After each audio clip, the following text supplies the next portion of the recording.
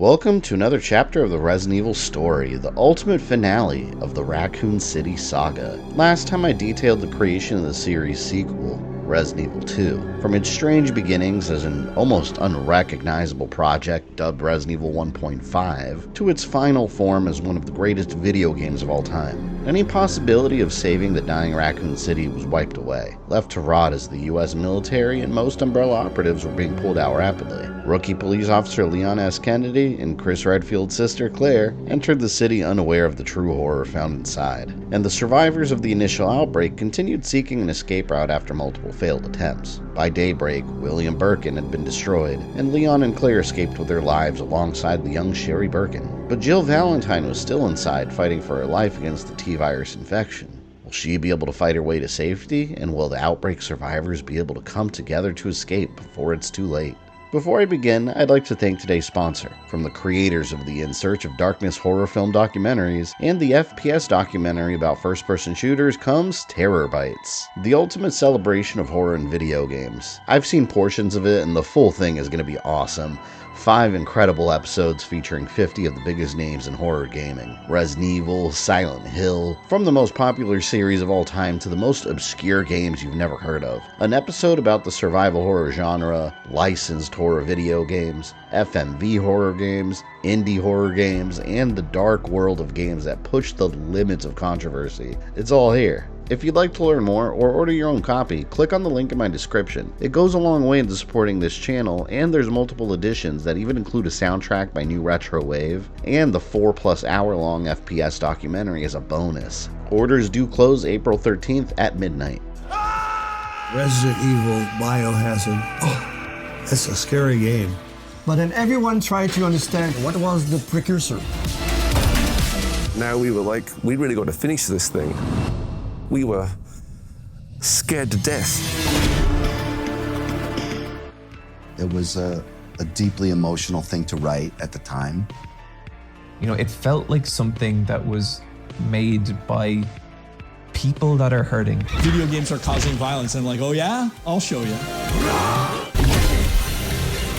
I love this. I want to see more of it. Oh my God, I gotta get out, I gotta stay alive, I gotta get out, I gotta stay alive. I mean, I think it's pretty simple. We're gonna scare ourselves to death.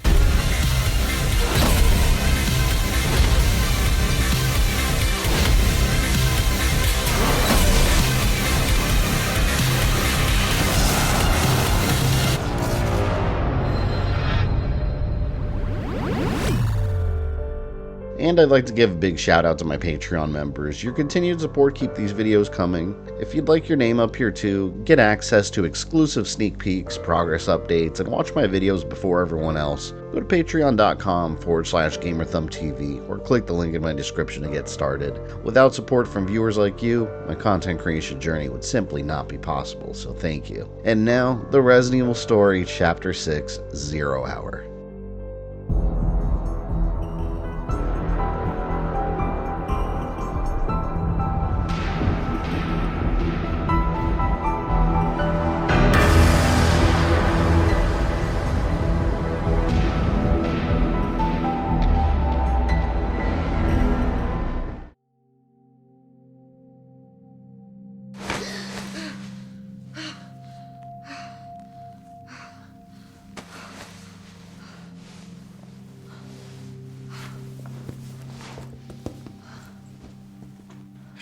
Jill.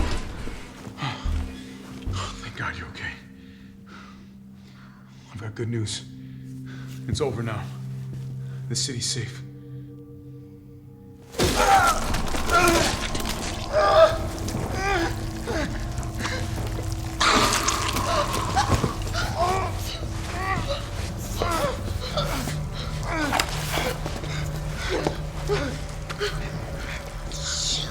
Jill.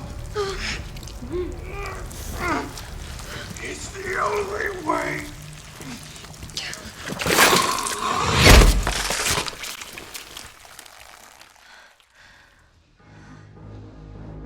The fever Jill Valentine had been suffering from broke as the T-virus treatment administered by Carlos began reversing the damage to her cells. She was saved, but awoke to discover that the Raccoon City emergency alert system was broadcasting a warning that the city was going to be wiped out with a missile strike by morning time. It was time to get out while she could, but not without Carlos. Just outside the door to her recovery room, she found Tyrell, who Carlos left to watch over her until he returned. Instead of waiting for her to awaken, Carlos decided to head underground and find a way to save Raccoon City. If Dr. Bard had created a stockpile of T-virus vaccine, it'd be hidden somewhere underground. While Jill set out to find and assist Carlos, Tyrell stayed behind desperately, attempting to contact any higher up with clearance that could stop the missile strike on the city. Unknown to him, wiping out Raccoon City is exactly what Umbrella would prefer, considering that it would almost certainly wipe out any remaining evidence of its wrongdoings, as well as its connections within the US government. Luckily for Jill, Carlos had already destroyed many of the bioweapons in the area, clearing the way for her to follow him. She traveled further underground and wasn't shocked to discover more and more Umbrella equipment.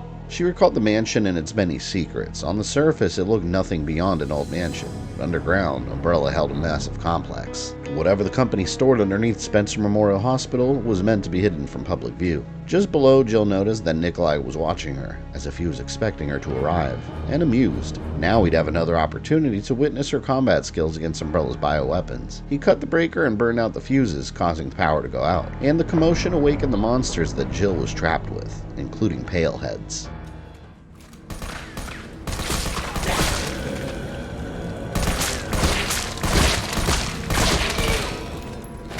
Paleheads were a special mutation similar to the process that created the Crimson Heads, and just as misunderstood by Umbrella. It seemed to happen randomly. The Palehead mutation resulted in zombies with skin that was decayed into a white mass, and their lack of functioning eyes was made up for by faster movement and regenerative capabilities. In response, the underground facility's shipping and processing manager, an employee called Gabrielle Reed, insisted that advanced weapons should be manufactured that could contain an outbreak of specially infected bioweapons like Paleheads. Umbrella attempted to reproduce them using test subjects provided by Chief Brian Irons, but failed to replicate the mutation reliably. After surviving aggressive groups of bioweapons in the dark, Jill successfully fixed the breaker and rode the lift up to Nikolai's location. But Nikolai was gone. Instead, she found a copy of the report he'd been working on. Nikolai typed in code using initials to keep identities and locations secret, but it was obvious he'd been behind several of the events that worsened the situation inside the city. He led packs of Cerberus dogs to survivors, he helped decimate squads of his own organization, and he'd been especially observant of Jill, her T-virus infection progression, and her encounters with the Nemesis, even recorded videos secretly of their confrontations. Jill! Tyrell. I got through. They're willing to negotiate. They'll call off the strike if, and this is one big-ass if, we can deliver the vaccine to them before they launch. How long do we have? Hours, maybe. Then let's not waste one more second. This way.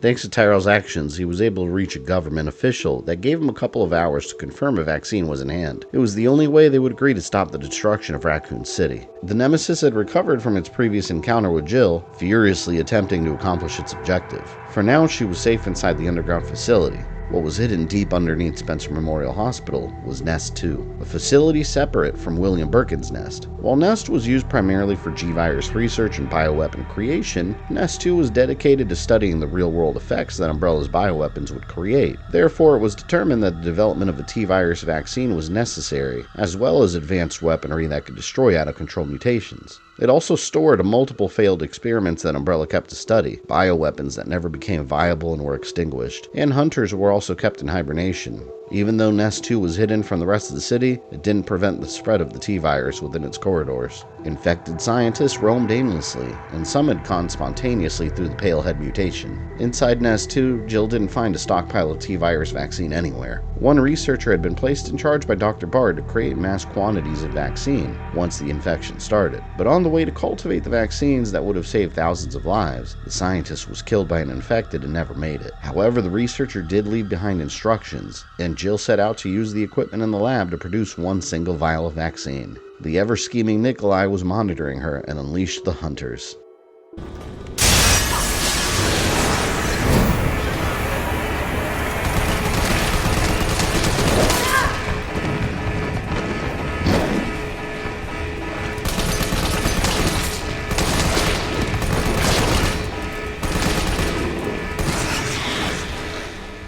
Jill barely survived her encounter with the group of hunters and continued the vaccine manufacturing equipment. She followed the researchers' instructions to create an antigen sample that needed to be processed. And once the antigen sample was processed by the equipment in the lab, another T-virus vaccine was cultivated. The city's last remaining hope was in Jill's hands. If it wasn't delivered to the government in time, the city would be destroyed. But even if she did find a way out of the facility, the Nemesis was still in there and would never give up its search for Jill. And Nikolai wanted nothing more than to monitor her final confrontation with it.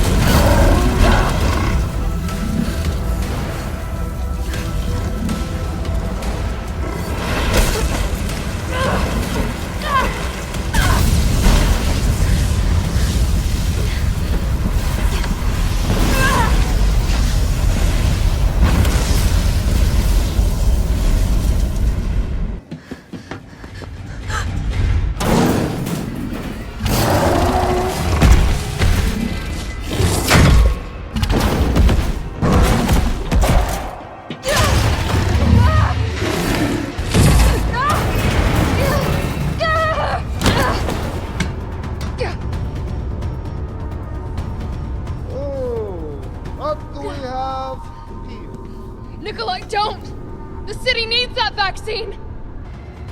So, let's make a deal. You go down there, battle the Nemesis, and I'll recall it all and sell the combat dog. Put on a good show, and maybe I don't need the vaccine. Agreed? Good!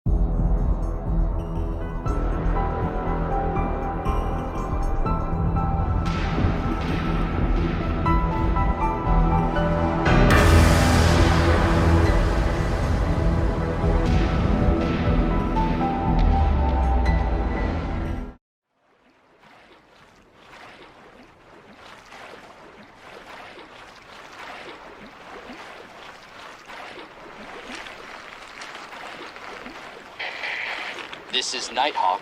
Come in, Alpha. Alpha, do you read? Nighthawk, this is Hunk from Alpha Team. Man, I thought you were all wiped out. I've been trying I'm at point K-12. Need info on my extraction. Guess there's no keeping down the Grim Reaper, huh? Oh, my extraction point. Relax, Mr. Reaper. I'm headed toward the front gate of RPD. Pick you up there.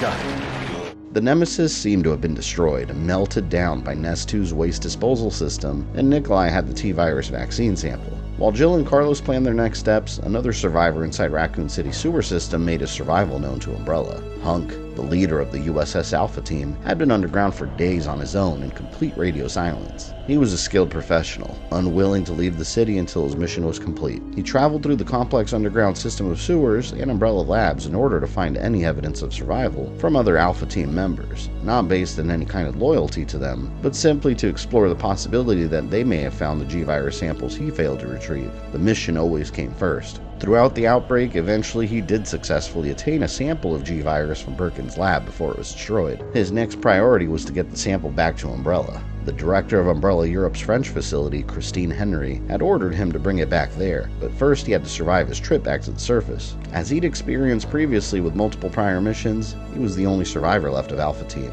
earning him the nicknames Grim Reaper and Mr. Death. Hunk's reputation was well earned. He expertly took down any bioweapon threat in his way through the sewers with incredible efficiency and stretched his remaining ammo to last for days. Every shot had to count, but he was beginning to run low.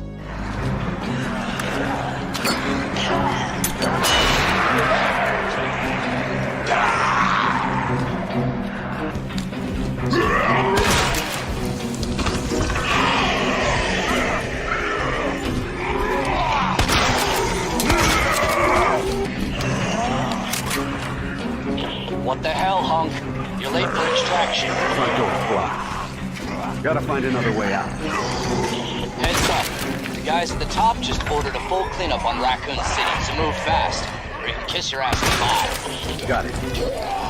Hunk was running late for his extraction from the city, and once he arrived at the Raccoon Police Department, he found that it was again overrun by infected, and one of the remaining T-103 tyrants in the city was roaming its halls. Hunk was made aware of the city's incoming destruction and had to find another way outside since the front door had collapsed and was blocked. Any normal person would have been torn to shreds by the countless monstrosities that spread uncontrollably inside. Hunk was almost out of ammunition and suffering from several wounds. However, he was a highly trained soldier with expertise in hand-to-hand combat and survival scenarios. It would take a lot more damage to end him. In the distance, he could hear the helicopter getting close, piloted by USS pilot Nighthawk.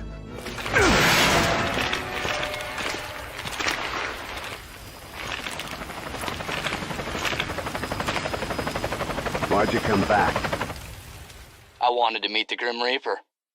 Mr. Death had survived. In another part of the city, Captain Rodriguez, leader of Umbrella's 2nd USS Squad, was arguing with Umbrella researcher Linda Baldwin. Both of them were plotting together to turn against Umbrella and reveal their true activities to the world, and he was getting ready to transport a crate that would undoubtedly blow the lid wide open on Umbrella's secrets. But Linda needed to return to the facility she worked at. It held an object of great importance that she needed to retrieve before she left. Rodriguez would wait for a time, but made it clear that if it took too long, he'd have to leave without her. The group of survivors that took the trolley from Raccoon Zoo were forced to abandon it once they encountered part of the track that was damaged. Nearby, they discovered a well-lit building away from the chaos of the city streets, a branch of Umbrella Chemicals, one of Umbrella's many shell companies serving as their public face, secretly meant to hide their more nefarious activities. In reality, underneath its public face, the facility was Umbrella's development center, part of their bioweapon research and development program. When the survivors entered, they found Umbrella personnel inside alive and waiting for help. Linda arrived to find the survivors with fellow researcher Carter, holding the container she returned for. It contained an antiretroviral drug called AT-1521 that could drastically slow down the progression of T-Virus. If she retrieved it, it can help save lives by creating a massive delay of the virus's spread.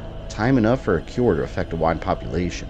Linda had to get back to Rodriguez and escape, but the entire facility went into lockdown when the hunters inside escaped their confines. The survivors teamed up with Linda and Carter to find a way out of the facility and survive the mass number of hunters inside. These hunters were the Hunter Mu variants. They were similar in attack power and speed as the other hunter types, but were designed to be a bit slimmer, easier to store and deliver in larger quantities. With the firepower the survivors had left, it was almost impossible to escape, so Carter thought of an idea. They also had a T-103 Tyrant in the middle of programming experimentation. He decided to program it to protect them and target the hunters, a plan that had no guarantee of working.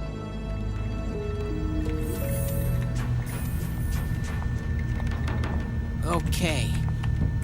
I've reprogrammed it to take out those amphibian monstrosities instead.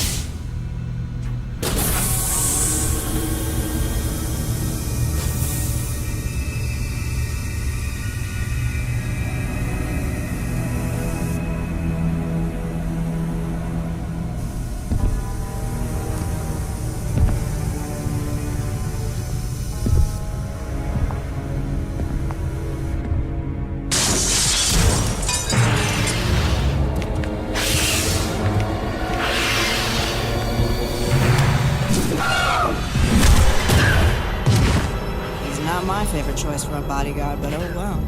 No need to worry. He knows who his masters are. But that's not all.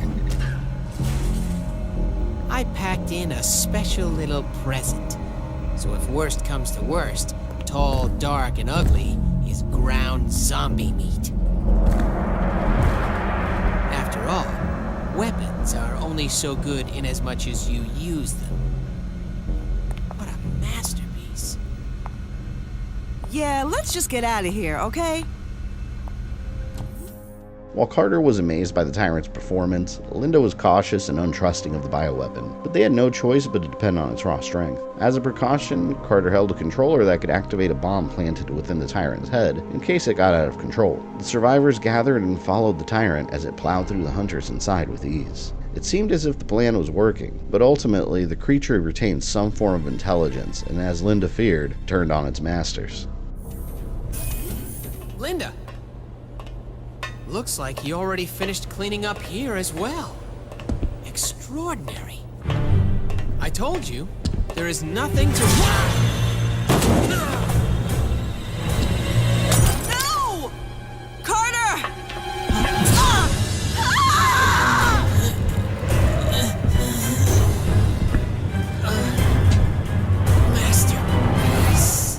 Carter was dead, and the bomb switch controller destroyed. Now the T-103 was free from control and blindly attacked anyone and anything in its way. All it knew was how to hunt, how to kill. While it had cleared out most of the hunters, it now became the biggest threat. Linda was alive but unconscious, in the lab's lower levels. They had to get to her quickly since she was the only person alive that knew another way out of the facility. Hello?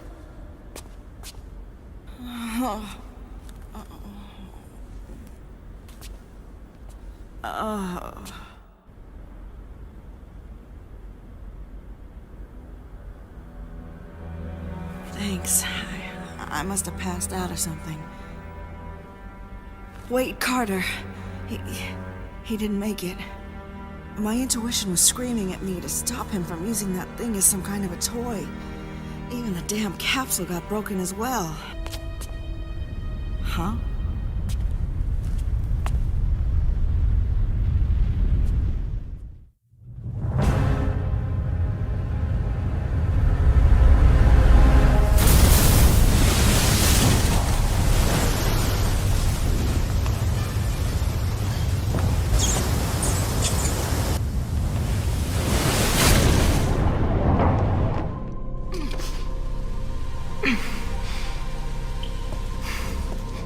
Another survivor remained inside Raccoon City that was fighting for her life with every step, Ada Wong. After helping Leon destroy the Super Tyrant by providing a weapon, she made her way into the underground, the safest way to get out of the city in her current condition. She had several broken ribs and fractured bones from her fall. Her life was only saved because the very bottom level of Birkin's nest lab was submerged in water, meant to cool the reactors inside. But such a far plunge into its cold depths felt like hitting cement. If Ada could get to the surface, she could reach her employers at Umbrella's rival company, the Organization, for extraction. She exited the sewers through the manhole cover near the Apple Inn, where she was originally meant to meet a contact within the organization to turn in her G-Virus sample that she was supposed to collect. Once inside, she traveled to the room where a contact should have been, but he decided that he had no chance of escape. He lost his will and chose death. He was weak. Wesker.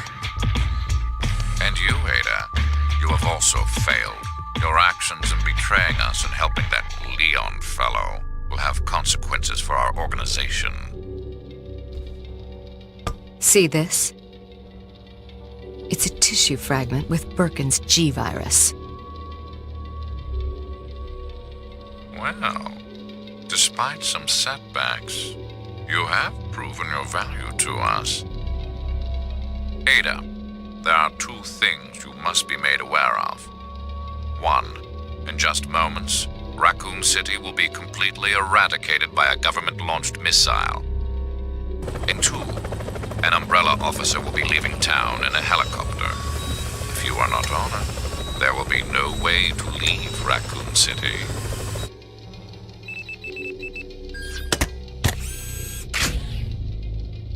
It is in our best interest that you survive. The G-Virus sample is required. Albert Wesker was alive and well, and used his information and previous role within Umbrella to rise within the ranks of the organization, and Ada was to answer to him directly. In exchange for the G-Virus sample, she'd be given transportation away from the city, and although she had failed to retrieve a direct sample of the G-Virus, she was successful in collecting a tissue sample from a G-infected specimen in Birkin's nest lab before its destruction, which Wesker hoped would be enough to recreate the virus. In the early hours of October 1st, the injured Linda and the survivors were successful in escaping the flooded underground and emerged on the surface of Raccoon City. They had to reach Rodriguez's escape chopper before he left, and the T-103 was in pursuit, now free of its power limiter and mutated into a super tyrant.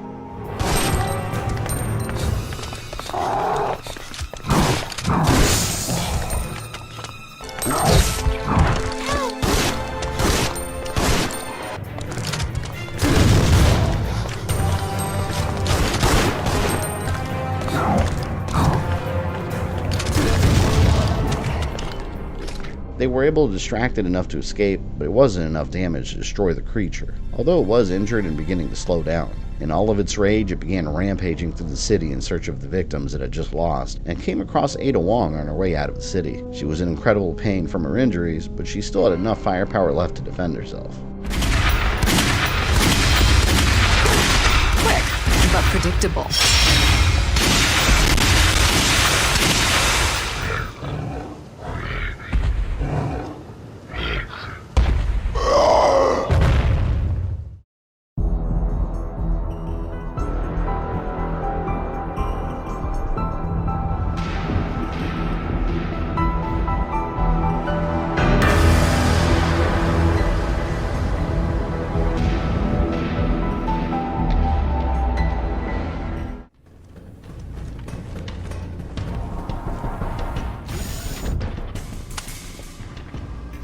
It's done.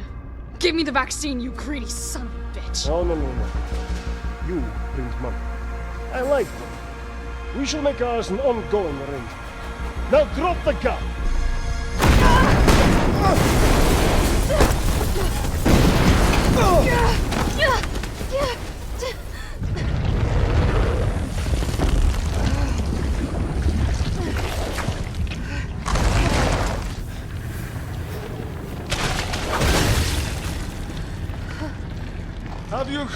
Have you ever seen anything so incredible? The data on this would be worth millions. But, you know how it is. City's about to explode, and you can't put a price on life. Good luck! Nikolai! Jill! Go after Nikolai! He's got the vaccine! What about you? We're running out of time. I've got this. I know you do. Look, just so you know, this is the last fucking time. The final hours of Raccoon City were approaching.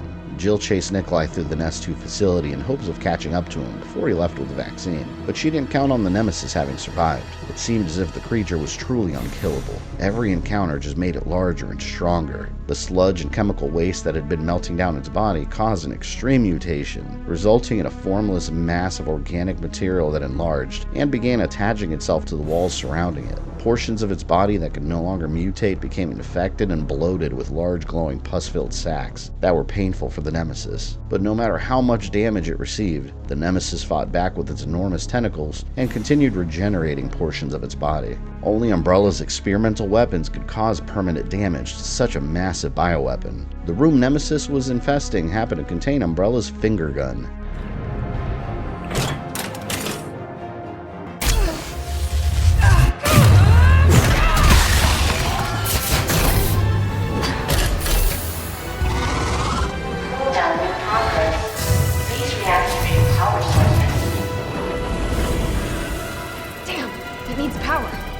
Ferromagnetic infantry use next generation railgun, developed to respond to emergency scenarios just as this one. The Nemesis shrieked in pain from the blast. For the first time it was taking damage beyond repair. The finger operated as a cannon powered by an internal portable electric generator that drew its power from 10 large batteries connected to their own internal generators in the walls. Jill discovered that it wouldn't be so easy to fire twice. After using the finger, the batteries were ejected to vent in order to avoid overheating. To To use it again, Jill had to push each individual battery pack back in to charge and collect enough power for another blast. She wouldn't survive much longer if she couldn't get the finger reactivated. The final charge had to count. Go ahead! I'm gonna put you right back on your ass! I am sick of your shit!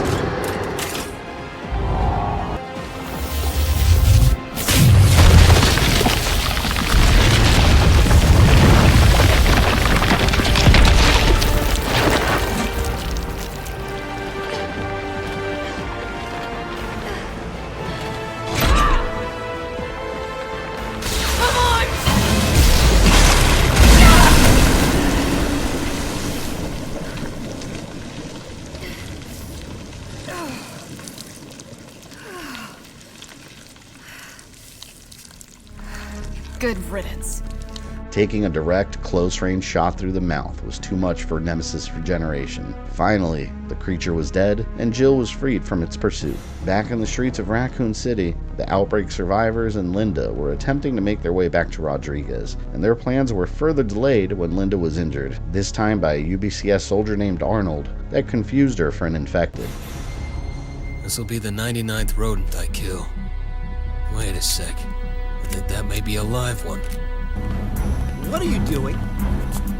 Get the hell out there and find them!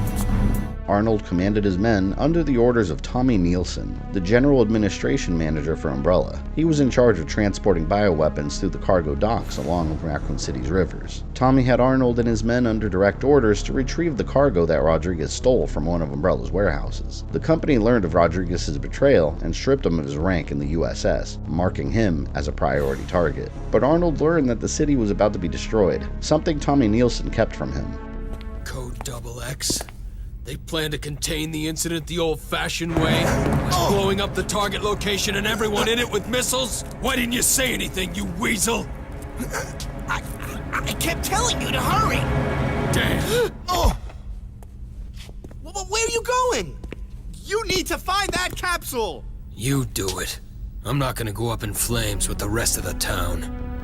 Immediately, he decided to leave the city and left Tommy to deal with the problem of Rodriguez's betrayal on his own. Rodriguez was tapped into Umbrella's communication system still and overheard the conversation discussing the city's imminent destruction. Couldn't wait for Linda anymore and prepared to leave with the stolen crate attached to the Chinook. If it didn't make it out of the city, he would have no evidence of Umbrella's wrongdoings. Rodriguez began taking off, and Tommy Nielsen was desperate. If he didn't stop Rodriguez from stealing the crate, Umbrella would have his head. In response, he targeted the Chinook with a rocket launcher and fired, but missed his shot. However, it was enough to cause the crate to fall.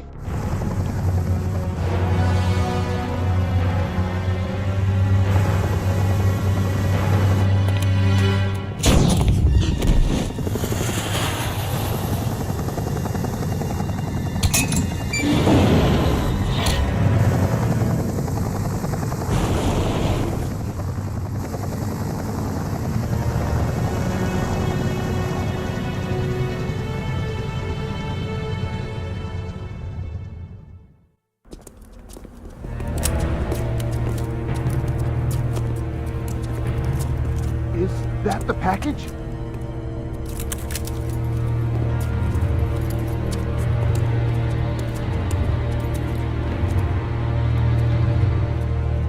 What the?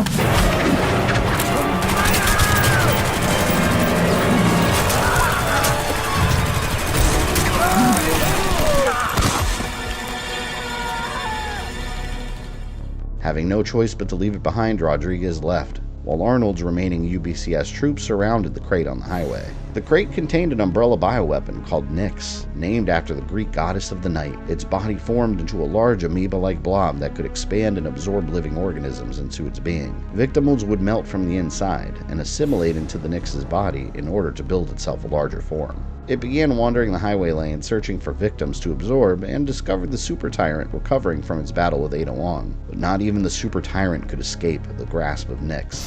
The outbreak survivors worked together to help the wounded Linda, and escape was in sight. They came upon the same highway that Arnold's men were recently on, and operating vehicles were left behind. The Raccoon City bypass highway led directly out of the city. All they needed to do was drive away. And just before they loaded Linda into the vehicle, Nix appeared with all of the UBCS bodies merged within it, as well as the super tyrants. The bioweapon was incredibly resistant to damage, but much like other types of tyrants, its core acted as its central nervous system, the one weak spot that could cause the entire organism to collapse.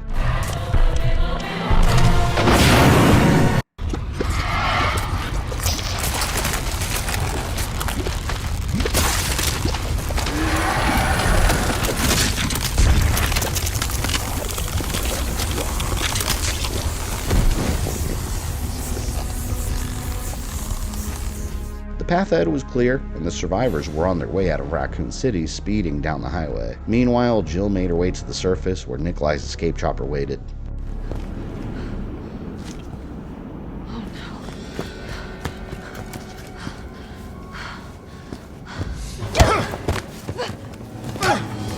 You're not going to stop. Promised you this, didn't I? No! Do you have any idea what you've just done? No, don't care.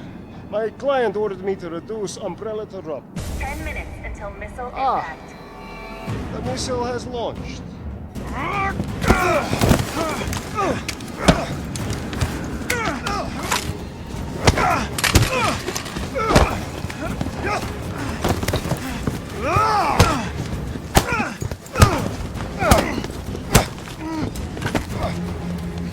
Jill! Shoot him! Carlos! Hey, I told you I couldn't leave you in a Carlos's world. That would just be too cruel.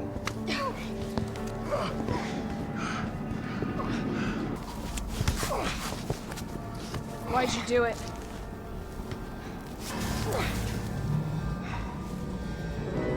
There's a price tag for everything. Even letting the world burn. Who are you working for? I'll tell you, if you get me out of here. I'll pay you whatever you want. You're a fool. You're a fool! If I die, you'll never find out the truth. I don't mind a little detective work.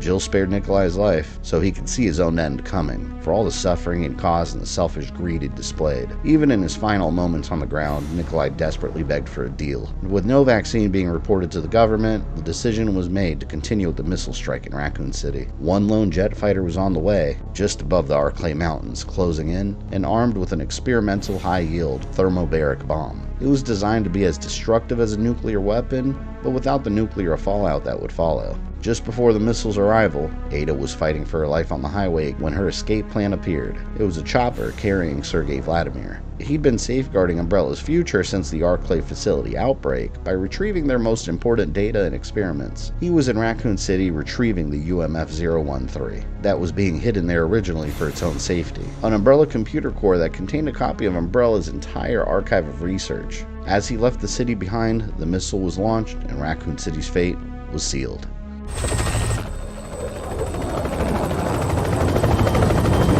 With that, Umbrella will rise from the ashes.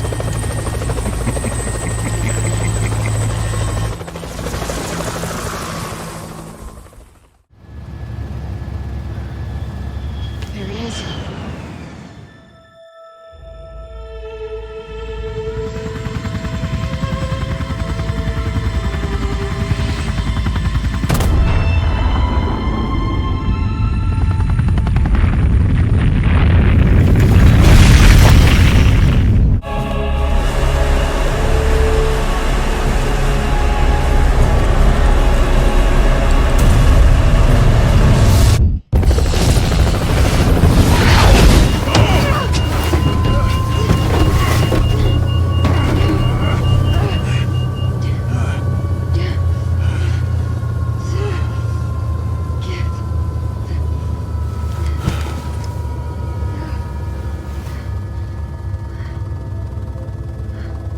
finally over.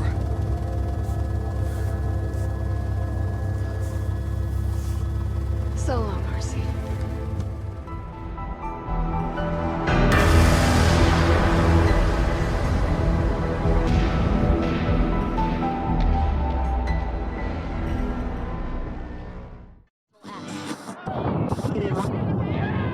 Can you see that area behind me beneath the red tinted sky? That is what's left of Raccoon City after the military fired a missile at it.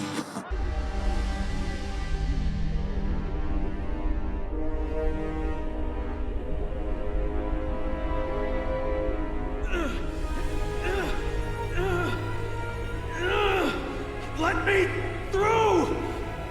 Let me through! According to unconfirmed reports, the missile was allegedly nuclear. If this is indeed the case, then there's little hope of finding any survivors among the city's 100,000 inhabitants.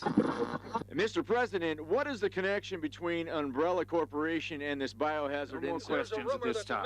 Thank you very much. The president has announced his resignation. The fallout from Raccoon City's destruction was immediate and severe. The public had questions, and too many stories from survivors of Raccoon City were being made public. Umbrella and elements within the U.S. government were implicated by several witnesses, and evidence discovered by the Spec Ops Echo 6 team and data fed to them by the USS Wolfpack team. Even the current president of the United States was affected and had no choice but to step down. Within the ruins of Raccoon City, Umbrella established a monitoring outpost to see if any useful data could be collected for future use, but the data ended up being useless. The thermobaric bomb had vaporized every bit of the city, leaving what used to be a quickly growing metropolis into a crater, a gravesite to over 100,000 innocent people. Umbrella's problems were only beginning. In the aftermath of Raccoon City, they became involved in a long series of legal battles, and multiple criminal trials and civil cases seeking to completely dissolve the company. As for the survivors, Carlos and Jill reflected on their time in Raccoon City and planned their paths forward. Carlos harbored intense anger towards Umbrella and wanted nothing to do with them any longer. Deciding to disappear since Umbrella would be targeting him, he planned to return to his native country, South America, through Mexico to avoid detection. Jill and Carlos said goodbye over drinks, and she prepared to join Chris and Barry in Europe to continue fighting against Umbrella outside of the legal system. She kept the broken T-virus vaccine vial as a reminder of what she was fighting for.